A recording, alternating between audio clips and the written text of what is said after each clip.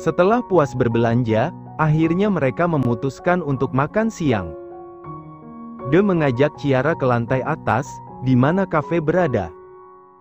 Ciara menatap senang pada benda yang menggantung di ujung ponselnya, sebuah bandul berbentuk ular kecil yang buntutnya dapat menyala. Sebenarnya dia sudah merengek pada De agar dibelikan bandul boneka teddy bear, tetapi pria itu malah mengambil dua benda yang ditemukannya. Satu berbentuk kue mochi yang tersenyum untuk De, satu lagi bentuk ular untuk Ciara. Tidak masalah, semuanya terlihat lucu di mata gadis itu. Bahkan Ciara sendiri yang memasangkan benda itu pada ponsel milik De. Meski tidak terlihat senang, tetapi pria itu tetap membiarkan Ciara dengan tingkah kekanak-kanakannya. Pria itu hanya sedikit menyunggingkan bibir, melihat Ciara yang tersenyum ceria. "Cih, kamu menyukainya?" Lucu, mirip Om." "Mirip apanya?" Ciara terkekeh kecil. Kalau dipegang langsung bereaksi. Cuma bedanya dia menyala, kalau Om marah-marah. Mendengar itu, De langsung melotot tajam. Namun, hal itu tak membuat Ciara takut sama sekali. Dia malah semakin tersenyum dan memeluk lengan De dengan erat. "Aku tidak salahkan?" De tak menjawab, dia hanya senantiasa berjalan, hingga mereka masuk ke dalam sebuah kafe. De langsung memesan makan siang untuk mereka berdua. Sementara Ciara yang merasa kantung kemihnya penuh, pamit untuk pergi ke toilet. Saat dia kembali dan ingin menghampiri De, tiba-tiba tubuhnya tak sengaja bertubrukan dengan seorang gadis. "Aduh!" keluh gadis itu, sementara Ciara yang terhuyung pun langsung menjaga keseimbangan tubuhnya. "Maaf, Kak. Aku tidak sengaja," ucap Ciara setelah dirinya kembali berdiri dengan tegak. Dia merasa bersalah, sebab ia yang menabrak gadis di depannya. "Tidak apa-apa, aku hanya kaget," jawabnya lalu mengangkat wajah. Dia tak sendiri, ada gadis lain berdiri di sampingnya. "Kamu beneran gak apa-apa, Ai? Tapi lihat, burgermu jadi jatuh." Gadis bernama lengkap Aileen pun mengangguk. Dia meyakinkan diri pada Havana, adik iparnya, bahwa dia baik-baik saja. Sementara Ciara terus menatap Aileen, wajah gadis itu terasa tidak asing. Dia terus mengingat-ingat, hingga memorinya jatuh pada beberapa tahun silam, saat dirinya pernah masuk ke sebuah sekolah dasar. "Wajahmu tidak asing." Mendengar itu, Aileen kembali mengangkat wajah dan menatap Ciara yang serba tertutup. Bahkan gadis itu tidak dapat melihat bola mata Ciara. "Kamu mengenalku? Sepertinya kita pernah satu sekolah. Kamu gadis yang sering menangis itu, kan?" Tebak Ciara, dia yakin betul bahwa Aileen adalah teman semasa kecilnya. Gadis yang selalu menangis ketika di sekolah. Ciara langsung membuka masker dan kacamatanya, agar Aileen dapat mengenali dirinya. Senyum Aileen dan Ciara sama-sama mengembang. Saat mereka menyadari bahwa sebenarnya mereka telah berteman. "Cia! Aileen!" kompak keduanya, lantas setelah itu mereka berteriak heboh. Seperti bocah kecil yang baru saja bertemu dengan teman sebayanya. Bahkan Havana ikut serta, mereka saling memeluk untuk melepas kerinduan. Mereka tidak menyangka bahwa akan dipertemukan lagi dengan cara yang tak terduga. "Jadi kalian berteman?" Aileen dan Ciara mengangguk. "Aku tebak, sifatmu tak jauh dari kakak iparku." Mendengar ucapan Havana, Ciara langsung membola. "Kamu sudah menikah?" tanyanya tak percaya. Aileen mengangguk cepat. "Aku sudah menikah, ini adik iparku. Dia memang sedikit menyebalkan tapi orangnya baik kok. Bagaimana denganmu, kamu datang dengan siapa?" Ciara tampak tersenyum, dia melirik De yang duduk tak jauh dari tempatnya berdiri. Pria itu terlihat tengah memainkan ponselnya, dan tak peduli alam sekitar. "Aku datang dengannya," ucap Ciara sambil menunjuk De. Mulut Havana langsung menganga, dia langsung menggeplak lengan Aileen. Karena ia seperti melihat sugar daddy yang ada di film-film yang pernah ia tonton. Dia sugar daddy-mu ya? Tanya Havana dengan nada bersemangat. Tak hanya Aileen yang cengok, tetapi Ciara juga melakukan hal yang sama. Hah, sugar daddy itu apa? Sugar daddy itu pria dewasa yang membiayai hidupmu. Biasanya mereka memiliki postur tubuh yang bagus, seperti itu tuh. Tunjuk Havana pada De dengan ekor matanya. Mendengar penjelasan Havana seketika otak Ciara langsung bekerja. Dia mengangguk membenarkan ucapan gadis itu. Oh iya benar, dia memang sugar daddy-ku, dia sangat baik. Bahkan aku tinggal di apartemennya. Benarkah? Tanya Aileen. Dia jadi teringat dengan suaminya, sebelum menikah mereka juga sudah tinggal bersama. Iya, tapi orangnya sedikit jutek. Wah, dia benar-benar mirip Kak Hansel. Apa dia sering memarahimu? Kini Havana kembali bicara. Dia terlihat bersemangat sekali untuk meracuni otak-otak polos seperti kakak iparnya. Dia memang sering memarahiku. Tapi tidak benar-benar marah. Apa karena kamu menciumnya? Seperti aku, Kak Hansel akan berhenti marah jika aku sudah menciumnya. Mencium apa? Aku tidak pernah menciumnya. Aileen dan Havana saling tatap, lalu mereka merangkul bahu Ciara. Aileen yang sudah terkontaminasi oleh adik iparnya, jadi ikutan sedikit gila. Kalau begitu, kamu harus menciumnya saat dia marah. Dengan begitu, dia akan baik lagi padamu. Bukankah begitu, Ai? Havana meminta persetujuan Aileen. Gadis manis dengan rambut sebahu itu langsung mengangguk, membenarkan ucapan Havana. Ciara terdiam, hingga akhirnya dia mengangguk. Baiklah, lain kali aku akan mencobanya. Mendengar itu, Aileen dan Havana langsung tersenyum sumringah. Siapa? Tanya De saat Ciara sudah duduk di hadapannya.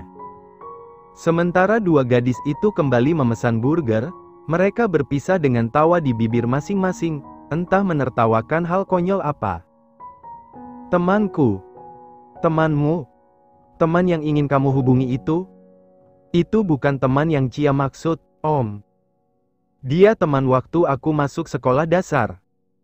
Mendengar itu, De hanya menjawab dengan kata oh. Lalu dia meminta Ciara agar lekas makan. Sebentar lagi waktunya habis, dia harus cepat-cepat kembali ke rumah sakit. Patuh, Ciara segera menghabiskan makanan yang dipesan oleh De. Tak ada yang bersuara kecuali bunyi dentingan sendok yang beradu dengan piring. Setelah makan siang, akhirnya mereka pulang. Ciara yang terlihat kelelahan karena berkeliling mall akhirnya tertidur di dalam mobil. Sementara De hanya fokus menyetir.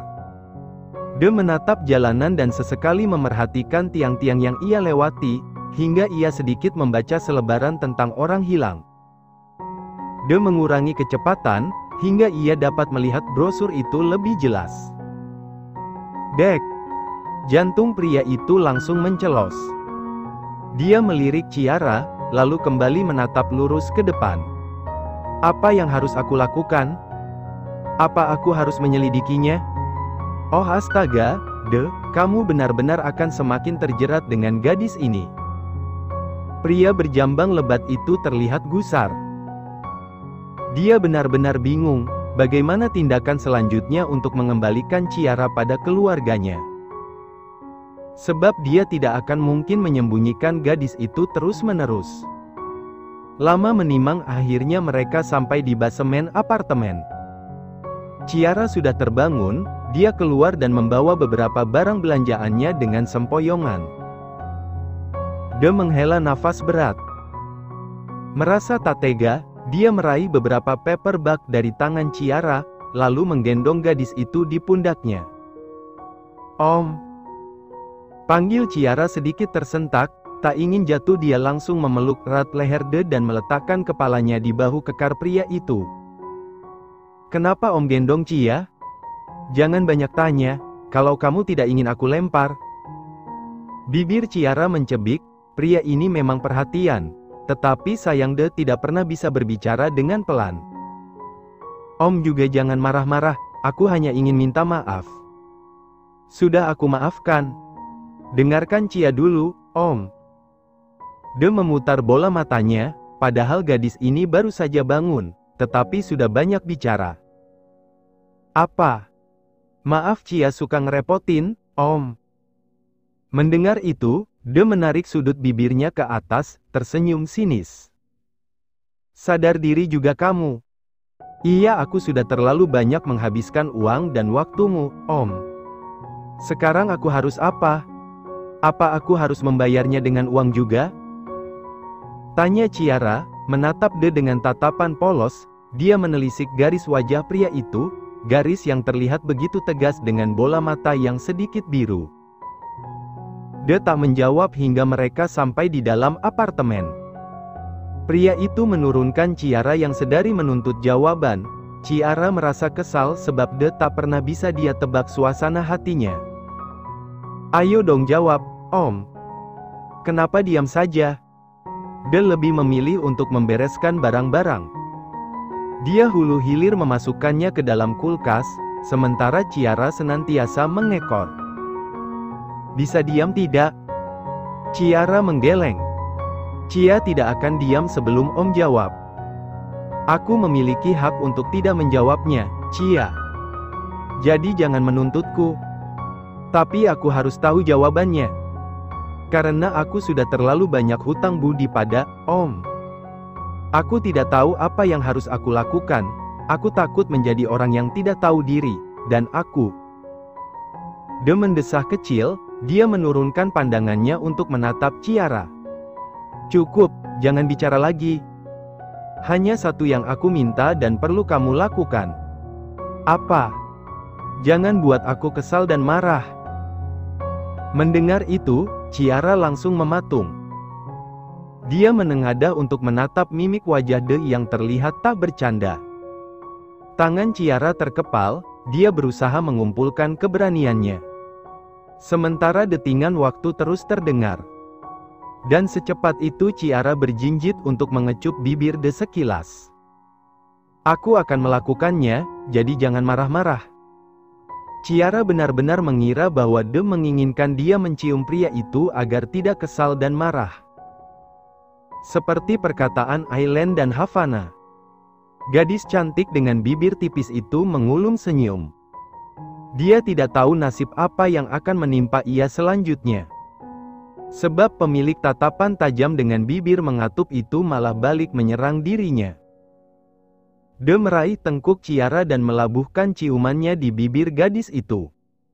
Dia sudah mati-matian menahan, tetapi Ciara dengan begitu mudah memancingnya. Mata sipit Ciara membulat sempurna. Sementara dadanya meletup-letup, dia merasakannya dan hal itu sukses membuat tubuhnya bergetar. "Aku akan melakukannya, jadi jangan marah-marah."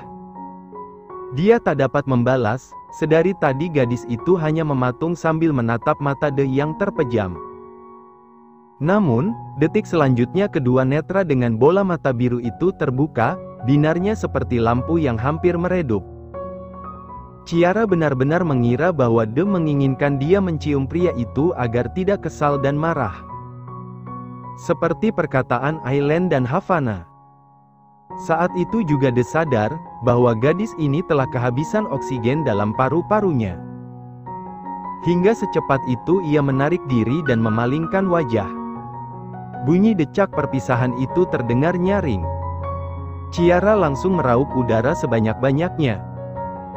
Pipi gadis itu merona dan terasa panas merasakan sisa ciuman mereka.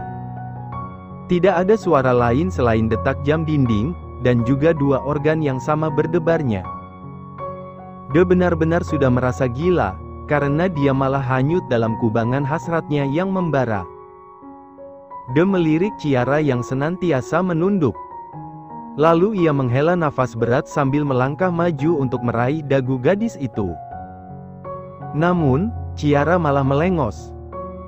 Ia menghindari tatapan mata De sebab ia merasa sangat malu. "Tatap mataku." "Tidak mau." "Aku bilang tatap mataku." "Tidak mau, Om." "Aku malu," jawab Ciara jujur. De sudah tidak memiliki banyak waktu.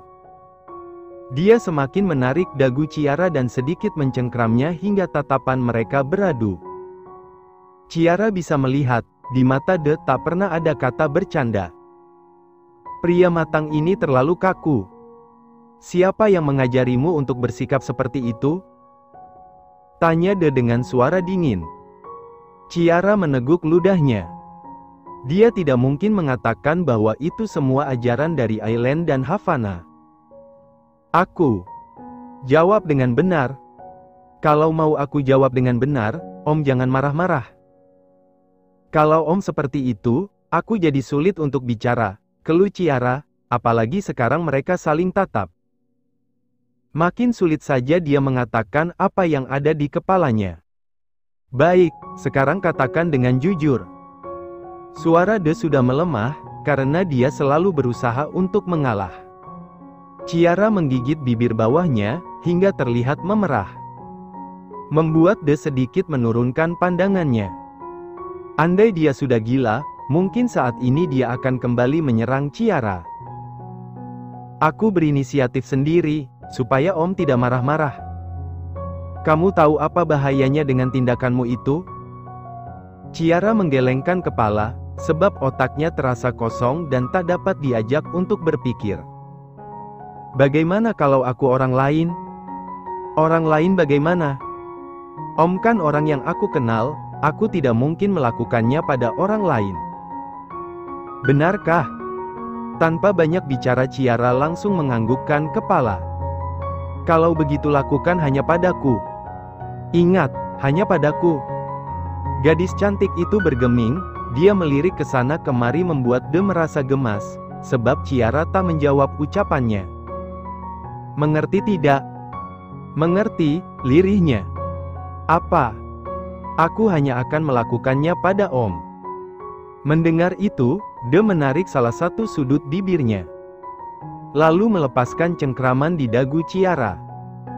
Setelah itu ia berbalik untuk kembali ke rumah sakit. Namun, sebelum sampai puncak pintu, De sedikit menoleh ke belakang. "Aku akan kembali ke rumah sakit. Kalau ada yang kamu butuhkan, kamu tinggal hubungi aku. Dan ingat, tadi adalah pelajaran kecil untukmu."